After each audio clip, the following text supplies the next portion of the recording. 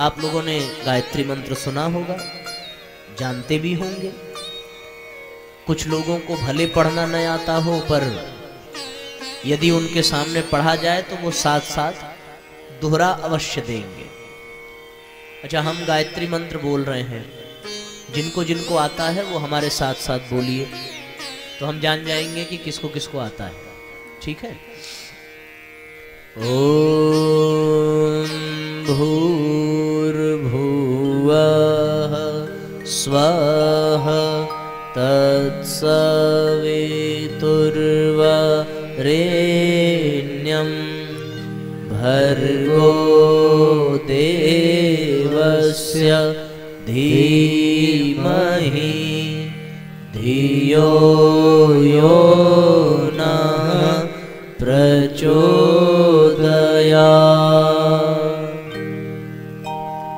अब ऐसे अकेले पढ़ने को कह दिया जाएगा तो हो सकता है हम भूल जाएं, हो सकता है संकोच करें, हो सकता है शब्द का उच्चारण गलत हो जाए। पर सामूहिक रूप से पढ़ेंगे तो एक बार, दो बार, तीन बार पढ़ते पढ़ते अपने आप हम भी बोलने लगते हैं। ये गायत्री मंत्र पता है क्या है? गायत्री मंत्र चारों वेदों का सार है। सार आप समझते हैं ना, निचोड़। जैसे आप कल बताया था ना कि आम के वृक्ष का सार क्या है? आम का फल है। पिता का सार पुत्र है। जैसे आप कोई सब्जी लीजिए और उस सब्जी को निचोड़ दीजिए तो उसका सार निकल करके आ जाता है। उसी प्रकार चारों वेदों का सार को क्या, कौन सा मंत्र है? गायत्री मंत्र।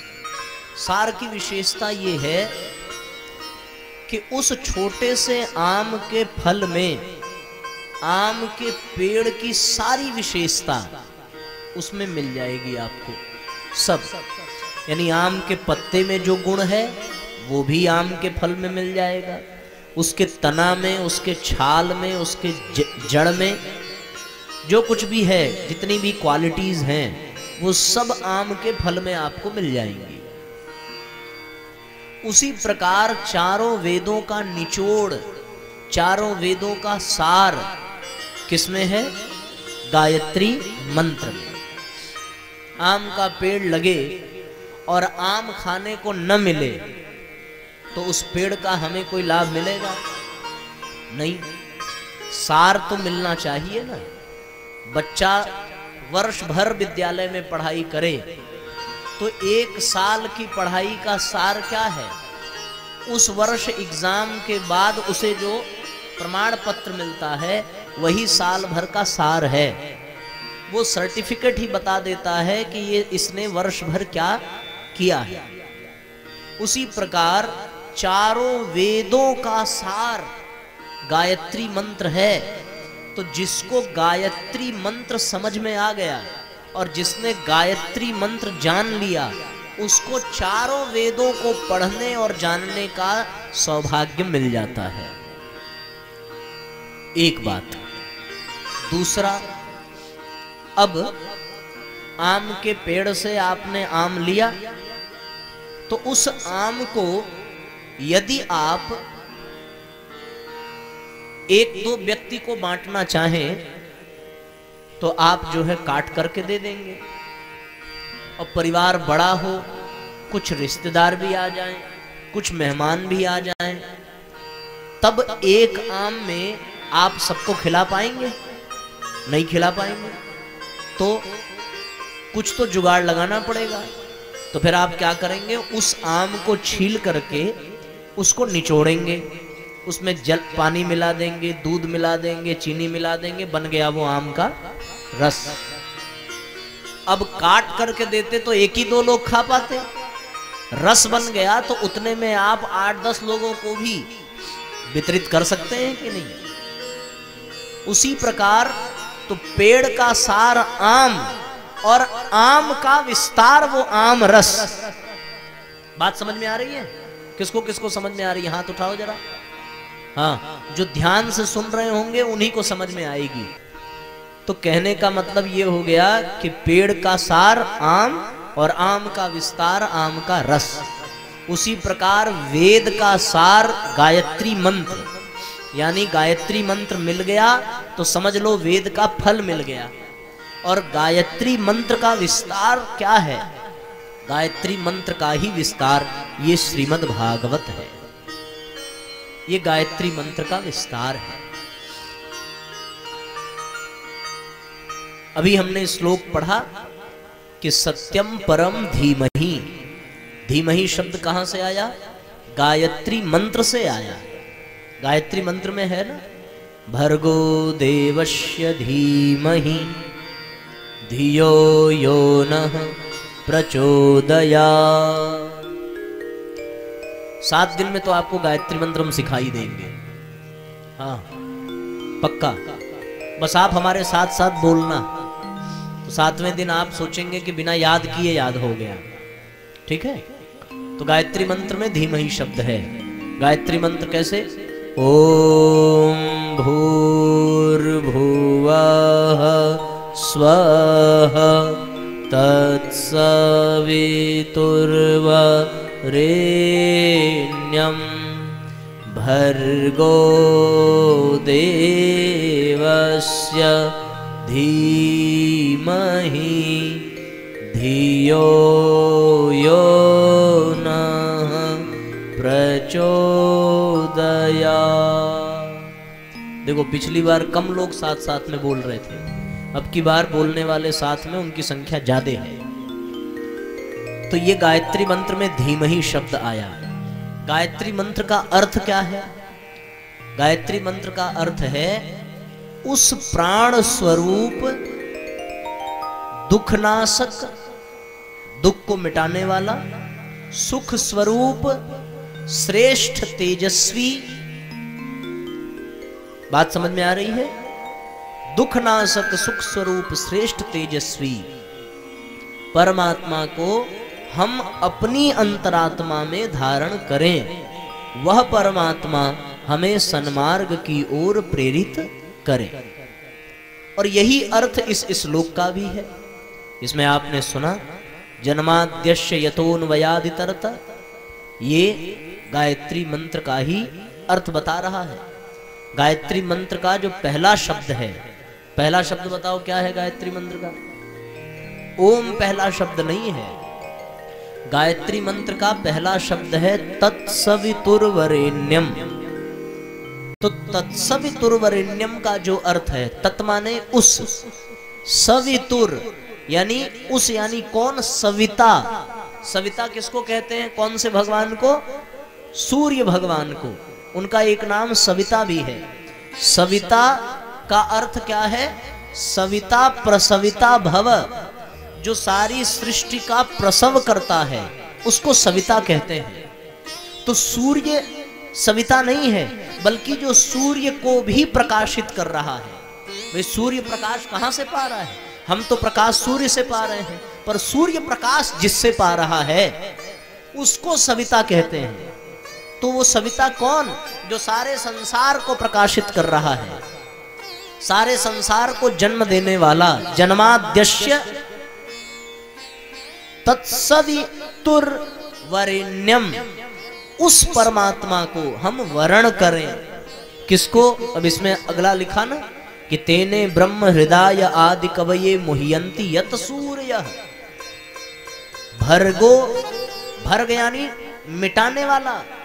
किसको मिटाने वाला? हमारे पाप को। पाप यानी माया, माया यानी अज्ञान। हमारे अज्ञान को मिटाने वाला, हमारे पाप को मिटाने वाला। भर्गो देवस्य, जो देव स्वरूप है।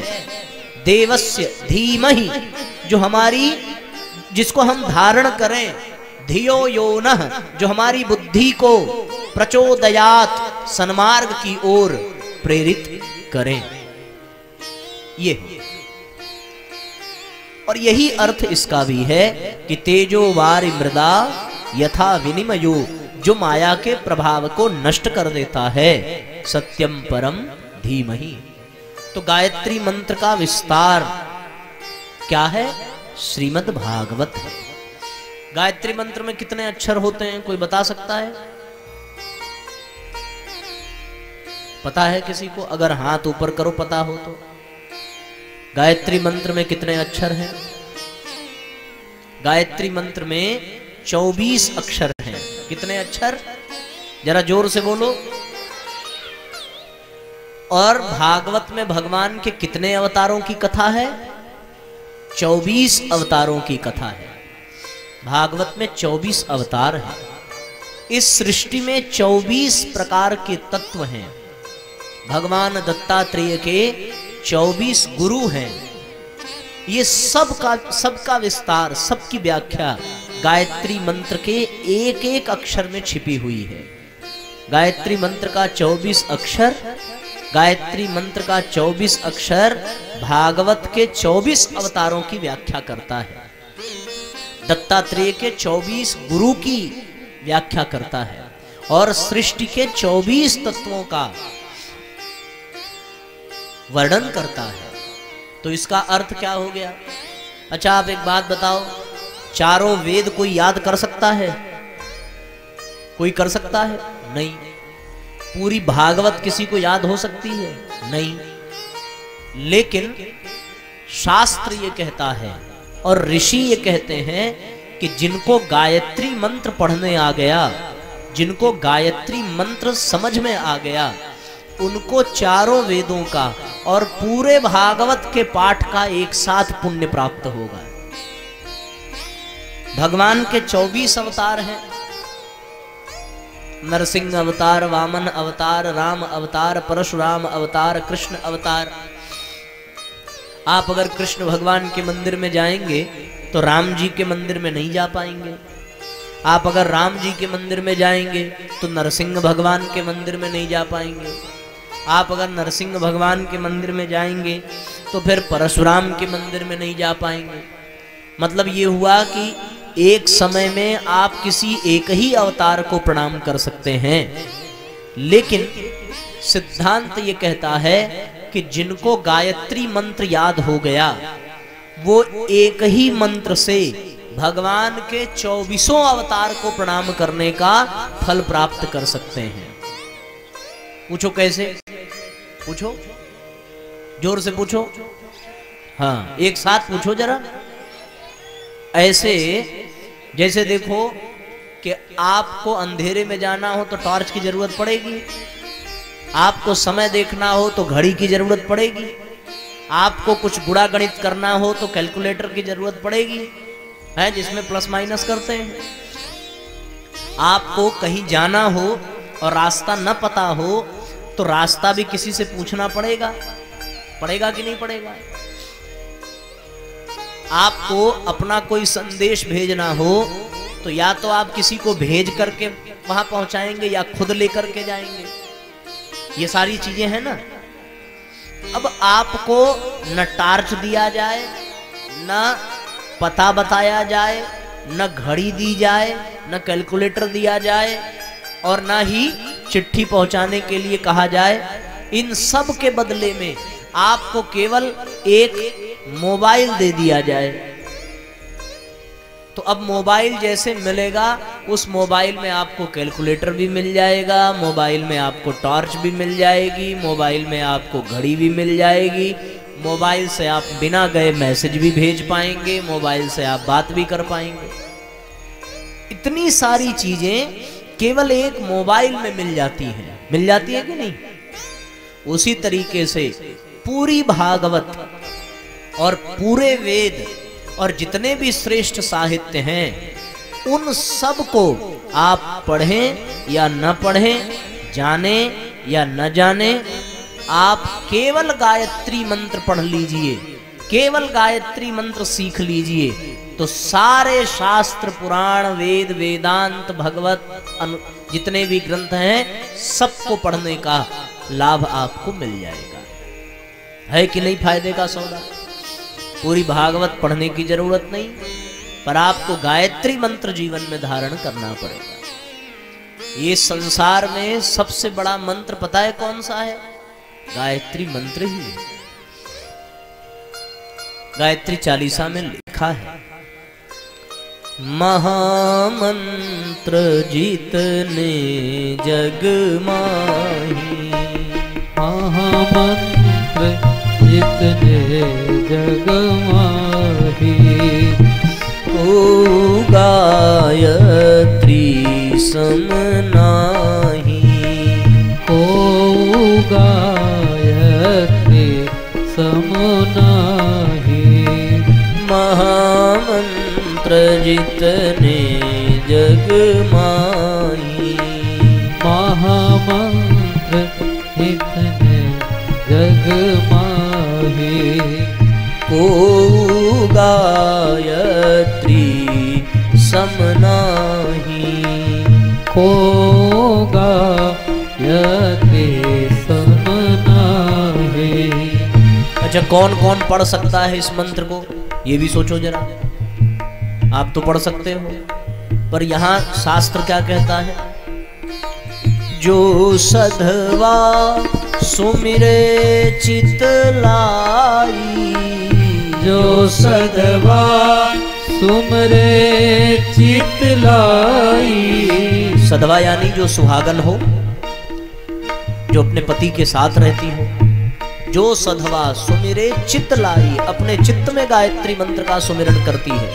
इसका मतलब सुहागन इसको पढ़ सकती है।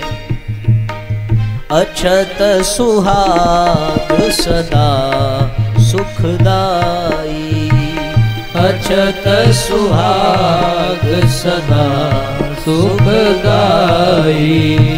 उसका सुहाग सदैव बना रहता है। तो भैया क्या केवल शादीशुदा और सधवा स्त्रियां ही पढ़ सकती हैं? बाकी तो आगे की पंक्ति में फिर क्या कहा? घर वर सुख प्रद लहे कुमारी, घर वर प्रद लहे कुमारी। कुमारी यानी जिनका विवाह नहीं हुआ है।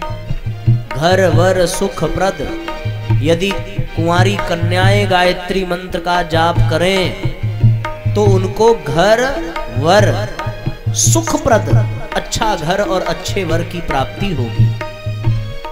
कुंवारी कन्याओं के लिए कहा। तो एक तो सधवा कर सकती हैं, दूसरा कुंवारी कन्याएं कर सकती हैं, तीसरा विधवा रहे सत्यव्रत धारी, विधवा रहे सत्यव्रत धारी। जो विधवा हैं वो भी गायत्री मंत्र पढ़ें तो उनका जीवन मर्यादा के अनुकूल व्यतीत होता है। तो सधवा भी पढ़ सकती हैं, विधवा भी पढ़ सकती हैं, कुमारी कन्याएं भी पढ़ सकती हैं। अच्छा, तो क्या भैया पुरुष लोग नहीं पढ़ सकते क्या? एक बड़ी समस्या आपने बता दी। बिल्कुल पुरुष लोग भी पढ़ सकते हैं। कौन से पुरुष पढ़ सकते हैं? मंद बुद्धि ते बुद्धि बल पावे, मंद बुद्धि से बुद्धि बल पावे। मंद बुद्धि, जिनका दिमाग कमजोर है, पढ़ने में मन नहीं लगता, काम काज में मन नहीं लगता, बहुत अच्छे से काम नहीं कर पाते।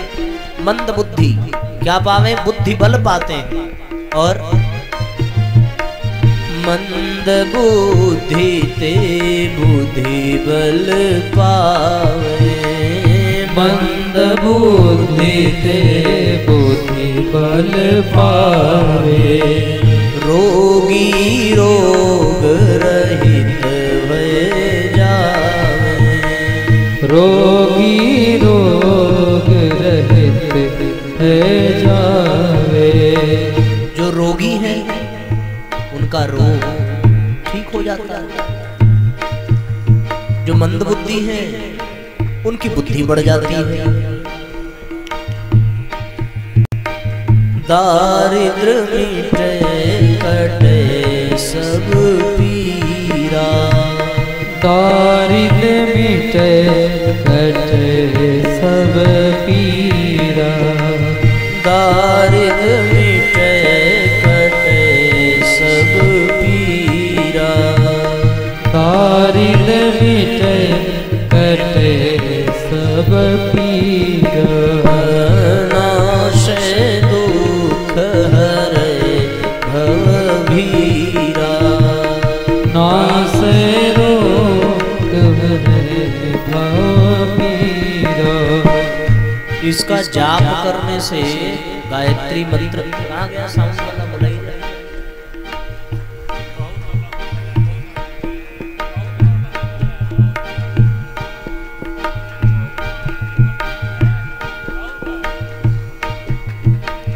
दारिद्र मिटे कटे सब पीरा, दारिद्र मिटे कटे सब पीरा। जो गरीब हैं भैया इको कम करिए जरा,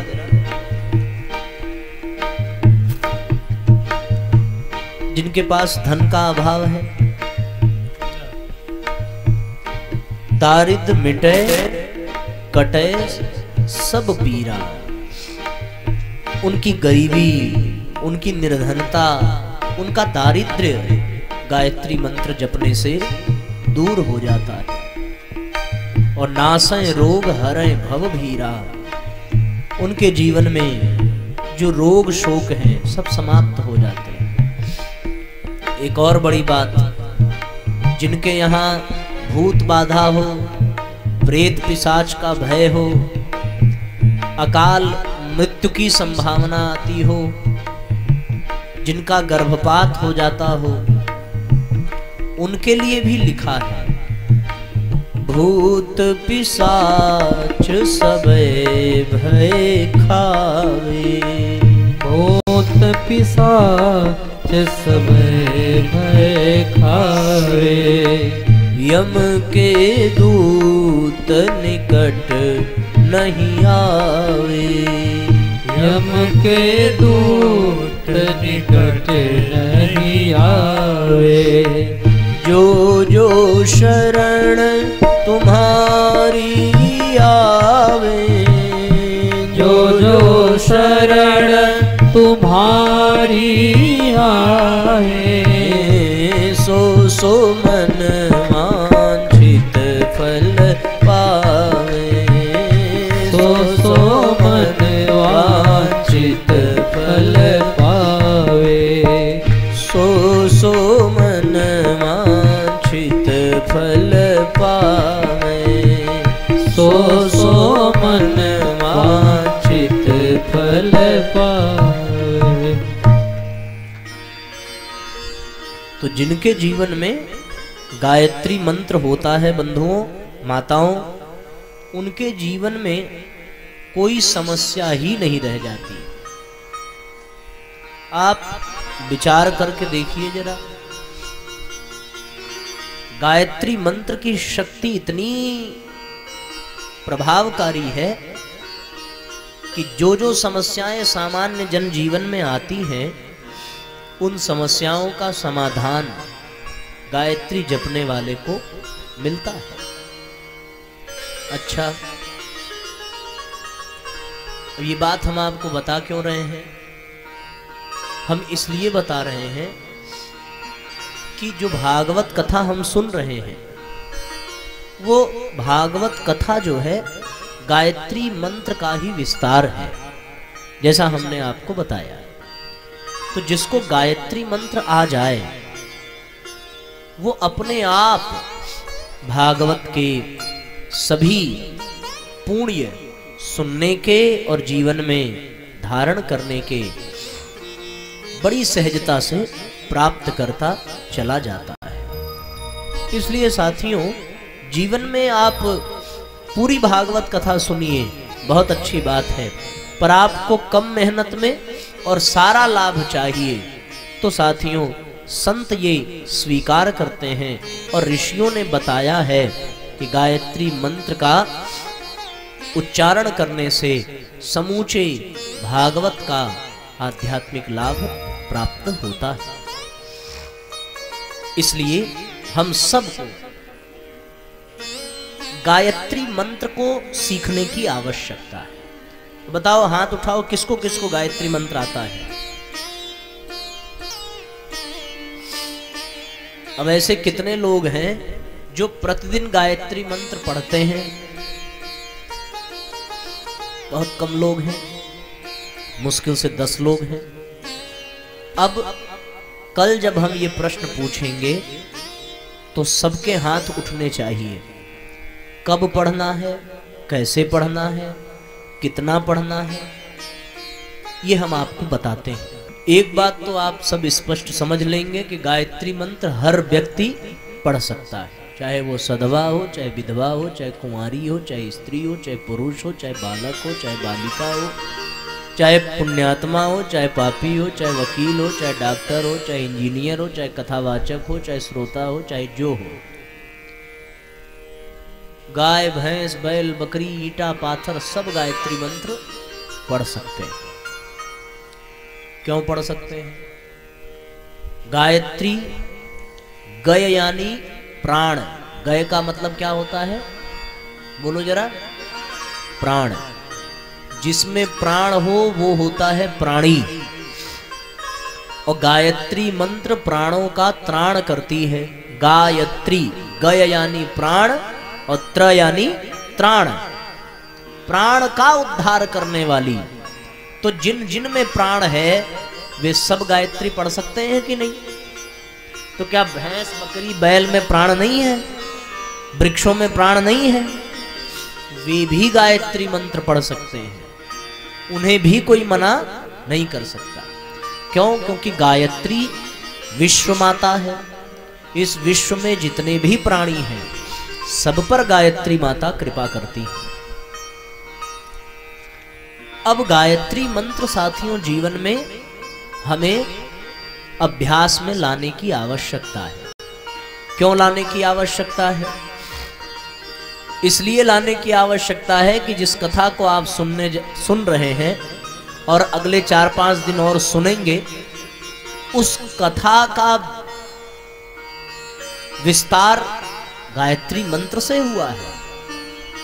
तो जब तक हम गायत्री मंत्र नहीं सीखेंगे तब तक इस कथा का भी हमें लाभ मिलने वाला नहीं है। इसलिए सर्वे शास्त्रा द्विजा प्रोक्ता न शैवा न च वैष्णवा, कि जब तक हम गायत्री मंत्र पढ़ना नहीं सीखेंगे तब तक हम चाहे जितनी माला कर लें, जितने पूजा कर लें, जितने पाठ कर लें, जितनी कथा सुन लें, सब व्यर्थ चला जाता है, ऐसा शास्त्र कहता है। सर्वे शास्त्रा। और आपने सब किया पर उसमें गायत्री मंत्र जोड़ दिया तो सबका फल आपको मिल जाएगा। ठीक है ना? जैसे आपको ये पंखा चलाना है, बोलो ठीक, पंखे का स्विच आप ऑन करेंगे, पंखा ला के लगा दिया, स्विच लगा दिया, बिजली की व्यवस्था कर दी, जनरेटर चला दिया, पैसा इकट्ठा करके डीजल डला दिया, सब तैयारी हो गई। कोई दिक्कत, कोई परेशानी नहीं। और आप पंखा चलाइए तो क्या पंखा जनरेटर से चलेगा? पंखा स्विच दबाने से चलेगा? पंखा किससे चलेगा? बिजली से चलेगा। और हम सारी व्यवस्था करें पर पंखे को बिजली से जोड़े ही ना, तो चल पाएगा क्या? उसी प्रकार हम कितना भी पूजा पाठ करें, कितनी भी कथा सुने, कितना भी भजन करें, चाहे जितना हनुमान चालीसा पढ़ लें, सब कर लो, लेकिन आपका सब करना व्यर्थ चला जाएगा। जब आप गायत्री मंत्र एक माला जप कर लेंगे तो आपने जो किया है वो सब का लाभ आपको मिल जाएगा, क्योंकि गायत्री मंत्र तार है आपको भगवान से जोड़ने का। समझ में आ रही है बात? जैसे हनुमान चालीसा पढ़ लिया आपने, तो हनुमान चालीसा पढ़ा तो हनुमान जी तक अभी आप जुड़े नहीं। अब हनुमान जी से जुड़ने के लिए आपको किसी तार की जरूरत पड़ेगी। चालीसा पढ़ लिया मतलब स्विच दबा दिया, हनुमान जी का मंत्र पढ़ लिया मतलब जनरेटर इत्यादि की व्यवस्था कर ली। बिजली भी तैयार है मिलने के लिए, लेकिन जब तक आप तार नहीं जोड़ेंगे तब तक कैसे काम बनेगा। तार जोड़ना यानी गायत्री मंत्र को पढ़ना। अब गायत्री मंत्र पढ़ करके आपने तार जोड़ लिया तो आप चाहे जो पूजा करें आपको लाभ मिलेगा। इसलिए पहले गायत्री मंत्र पढ़ना चाहिए और उसके बाद आप जिस भगवान की पूजा करें, चाहे डीह बाबा की, चाहे काली माई की, चाहे बरम बाबा की, चाहे जिसकी पूजा, आपकी सब पूजा सफल हो जाएगी। लेकिन कब होगी? जब आप गायत्री मंत्र पढ़ने के बाद करेंगे। तो हमारे मन में ये आया कि हम पूरी कथा आपको सुना दें, सुना करके हम चले जाएं, आपको कोई लाभ ही नहीं मिलेगा। क्यों नहीं मिलेगा? क्योंकि तार तो जुड़ा ही नहीं। और तार जोड़ने के लिए क्या करना पड़ेगा? गायत्री मंत्र पढ़ना पड़ेगा। बात समझ में आ रही? किसको किसको समझ में आ रही है? हाथ उठाओ जरा। आज भैया जरूर समझ लेना, क्योंकि आज हम बहुत मेहनत से बोल रहे हैं दवा खा करके। हाँ, आज नहीं समझोगे तो बहुत पाप लगेगा। बाकी दिन भले ना समझो, पिछले 2 दिन की कथा आप भूल जाइए चलेगा, लेकिन आज वाली मत भूलना, क्योंकि आज हम बहुत मेहनत कर रहे हैं। तो आपको तार जोड़ने की आवश्यकता है। कैसे जुड़ेगा? गायत्री मंत्र से जुड़ेगा। तो जोड़ने के लिए क्या करना पड़ेगा? बिजली का मिस्त्री क्या करता है? तार को छीलता है, और तार को छीलता है फिर दोनों तारों को जोड़ देता है। तो गायत्री मंत्र को कैसे करेंगे कि जुड़ जाए? तो विधान जो शास्त्रों में बताया गया, हर समय नहीं हो सकता। एक बात आप बताओ, जब तार में बिजली आ रही हो तो क्या कोई तार को जोड़ पाएगा? है? अगर वो बिजली आने वाले तार को जोड़ने का प्रयास करेगा तो वो बेचारा फिर इस संसार में रह नहीं पाएगा, सीधे भगवान से जुड़ जाएगा। राम नाम। तो तार आप तभी जोड़ सकते हैं जब बिजली उसमें ना हो।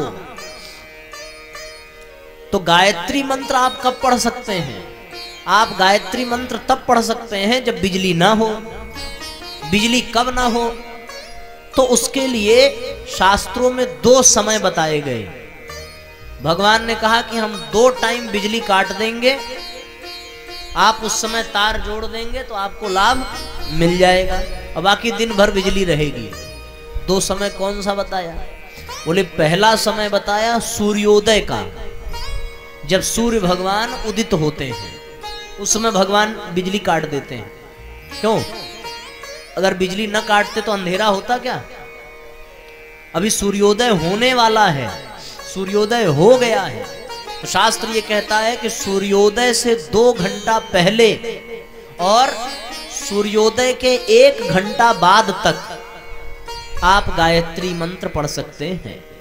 जैसे 6 बजे अगर सूर्योदय हो रहा है तो सवेरे 4 बजे से लेकर के 7, साढ़े 7 बजे तक आपको गायत्री मंत्र का जप कर लेना चाहिए।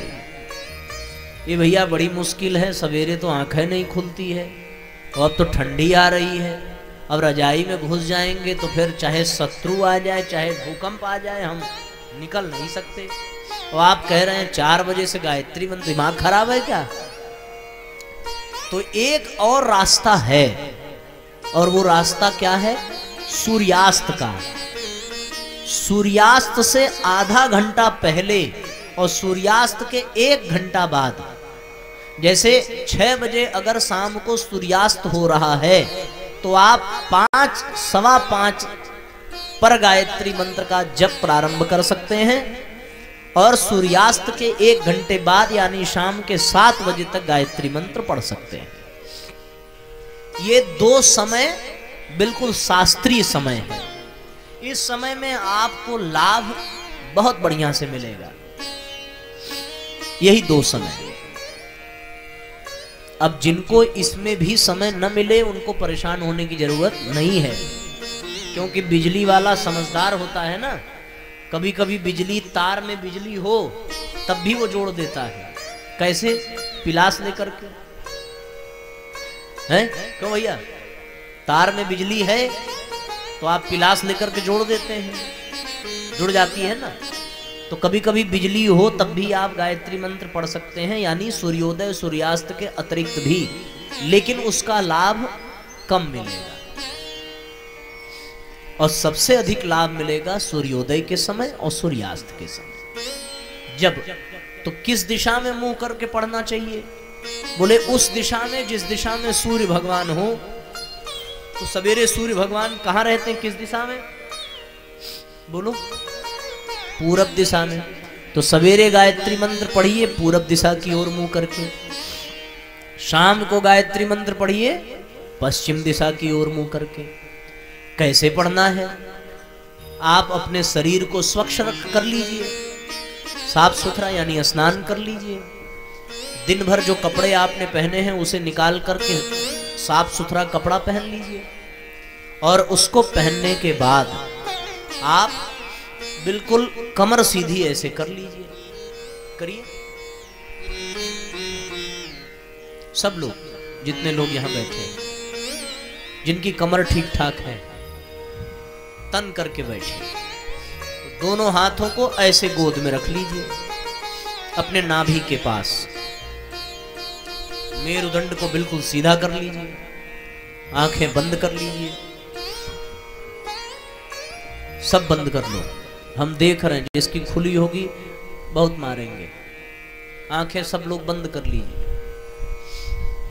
अब हम जो कहते हैं उसको ध्यान से सुनिए और बंद आंखों से उसको देखने का प्रयास करिए। बंद आंखों से आप सूर्य भगवान का ध्यान करिए। कौन सा सूर्य? बिल्कुल सवेरे उगता हुआ सूर्य, पहाड़ों के पीछे से निकलता हुआ सूर्य, बादलों के पीछे से निकलता हुआ सूर्य। बिल्कुल शांत हो जाइए। लालिमा से भरा हुआ सूर्य, लाल प्रकाश से भरा हुआ, बिल्कुल भोर का समय, चिड़ियों की चहचहाट, सुंदर आवाज पक्षियों की, पेड़ पौधों का हवा से धीरे धीरे हिलना। याद करिए, सुंदर सुंदर फूल खिले हुए हैं और आप गंगा नदी के किनारे बैठे हैं। गंगा जल धीरे धीरे बह रहा है। कलकल कलकल की आवाज करती हुई गंगा मैया आपके सामने से बहती चली जा रही है। आप हिमालय पर्वत पर उगते हुए सूर्य का ध्यान करिए। अब भाव करिए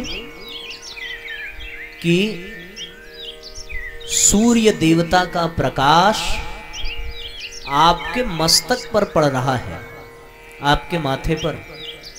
जहां माथे पर बिंदी लगाते हैं, जहां भाई लोग तिलक लगाते हैं, मस्तिष्क में सूर्य का प्रकाश, सविता देवता का प्रकाश प्रवेश कर रहा है। अब भावपूर्वक गायत्री मंत्र मन ही मन बोलिए। आवाज न निकले, केवल ओठ, जीभ और कंठ हिले। इतना धीरे बोलना है कि आपके बगल वाला भी आपकी आवाज न सुन सके। हमारे साथ साथ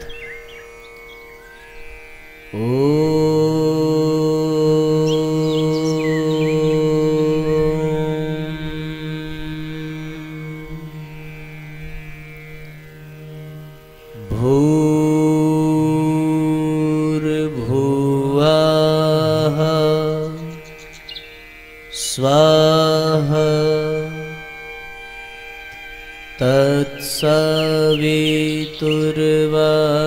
तत्सवितुर्वरेण्यम् भर्गो देवस्य धीमहि धियो यो नः प्रचोदयात्।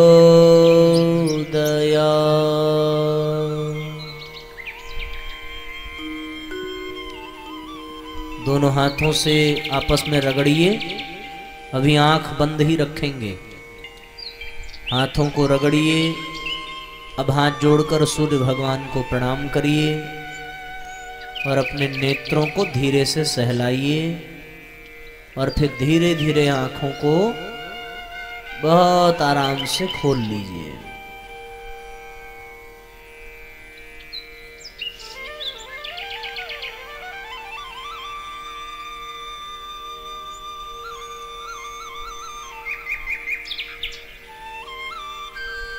बिल्कुल ऐसे ही आपको प्रतिदिन गायत्री मंत्र का जप करना है।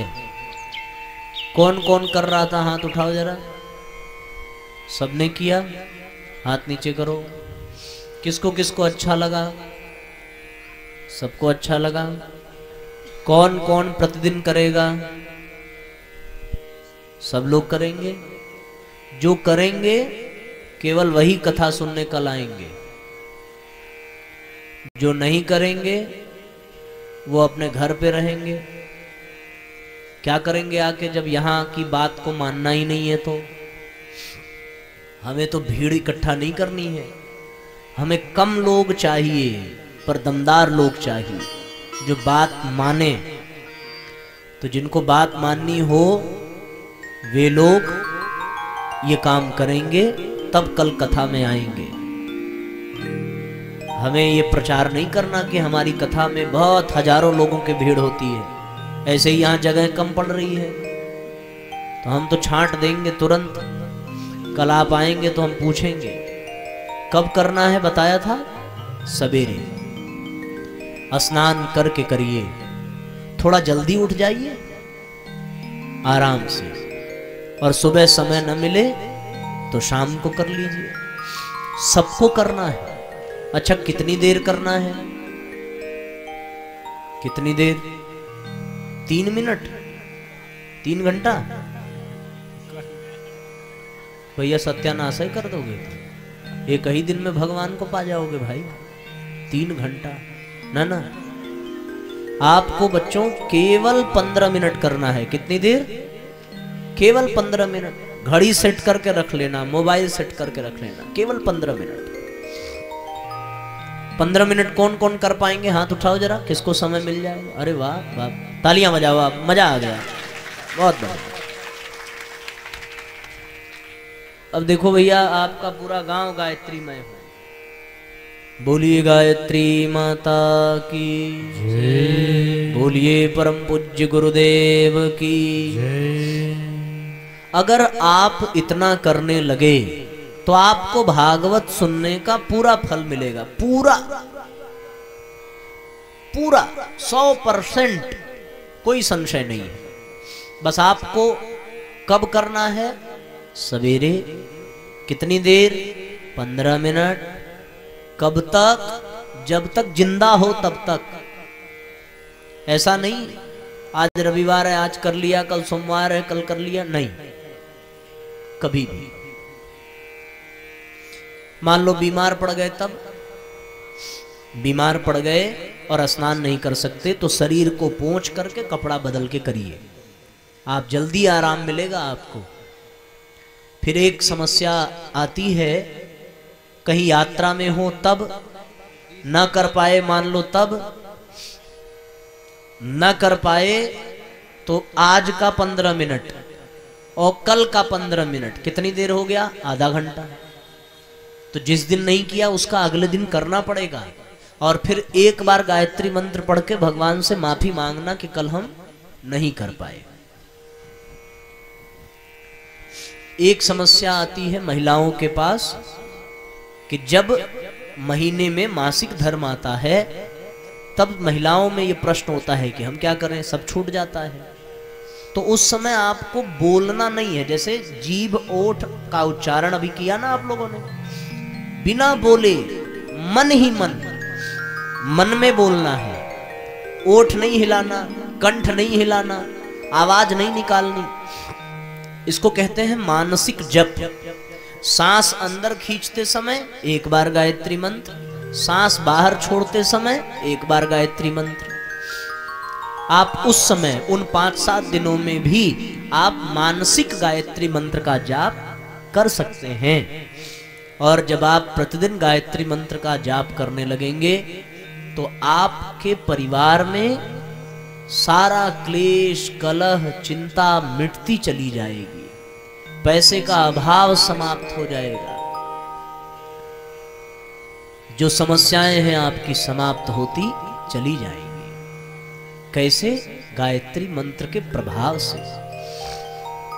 आपके घर में यदि कोई नशा करता होगा तो उसका नशा अपने आप गायत्री मंत्र बोलने से, उसको नशे से, गुरुजी ने लिखा है कि गायत्री मंत्र पढ़ने पर बुराइयों के प्रति घृणा हो जाती है व्यक्ति को, अपने आप वो बुराइयां भाग जाती हैं। इसलिए गायत्री मंत्र जो आप करने, अब बताओ कौन कौन करेगा प्रतिदिन? हाँ, अगर नहीं किए तो सच में कल आना मत, क्योंकि जो गायत्री मंत्र न पढ़े, हम नहीं चाहते कि वो हमारी शकल देखे और ना हम उसकी शकल देखें। अच्छा बताओ, हमको कौन कौन अपना मानता है? हाथ उठाओ जरा। सब बच्चे अपना मानते हैं, सब माताएं अपना बेटा मानती हैं, सब बहनें अपना भाई मानती हैं, सब भाई लोग अपना मित्र मानते हैं ना, तो बात माननी पड़ेगी ना। तो आप हमारी बात मानना, और आप जब हमारी बात मान करके गायत्री मंत्र करने लगेंगे, आपका जीवन बदलता चला जाएगा। भविष्य में जब फिर हम आपके गांव में आएंगे कथा करने, तो आपको बताना नहीं पड़ेगा, अपने आप गायत्री मंत्र का प्रभाव आपके जीवन में दिखेगा और आप धीरे धीरे धीरे धीरे पूरी तरह से बदलते चले जाएंगे। आपका जीवन, आपकी समस्याएं, आपकी परेशानियां धीरे धीरे मिटती चली जाएंगी। ये भागवत का पहला श्लोक ये प्रेरणा देता है गायत्री मंत्र करने का। सबको करना चाहिए।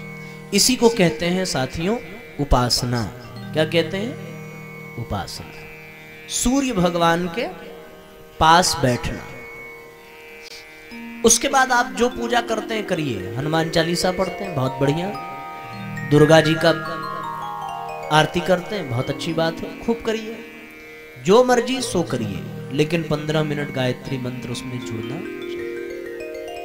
अच्छा एक बात बताओ, ऐसा कोई है क्या जिसको 15 मिनट समय न मिले? आपको नहीं मिलेगा? 15 मिनट समय मिल जाएगा। हम पूछ रहे हैं किसके पास नहीं है 15 मिनट?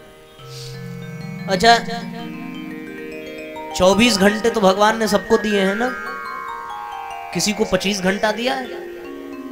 क्यों? किसी को 23.5 घंटा दिया, सबको बराबर दिया। तो आप समय निकालना, समय निकालेंगे तो निकल जाएगा, और जब नहीं निकालेंगे तो नहीं निकलेगा। आप सोचो जरा, अभी हम कहते हैं समय नहीं है, समय नहीं है। भगवान न करे ऐसा हो, मान लो टांग टूट जाए, तब समय ही समय है।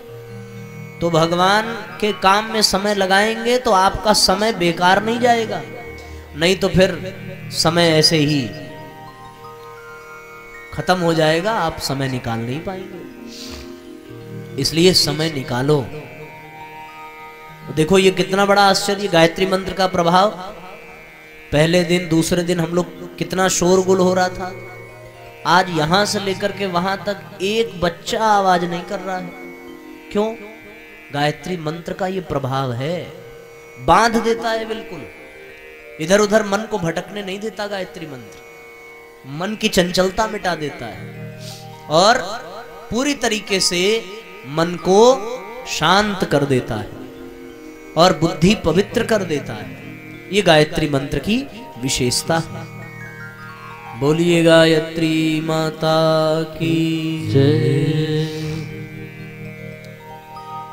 इस तरीके से भागवत का ये मंगलाचरण का श्लोक जो गायत्री मंत्र से जोड़ने की प्रेरणा देता है।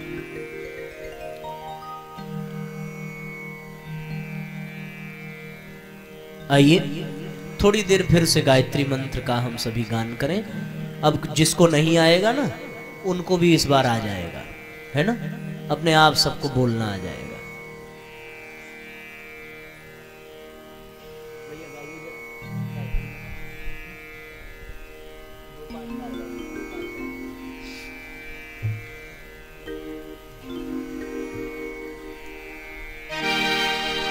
ॐ भूर्भुवः स्वः तत्सवितुर्वरेण्यं भर्गो देवस्य धीमहि धियो यो नः प्रचोदयात्।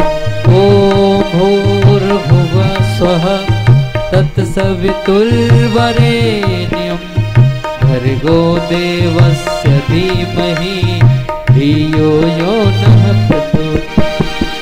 ॐ भूर्भुवः स्वः तत्सवितुर्वरेण्यं भर्गो देवस्य धीमहि धियो यो नः प्रचोदयात्। ॐ भूर्भुवः स्वः तत्सवितुर्वरेण्यं भर्गो देवस्य धीमहि धियो यो नः प्रचोदयात्।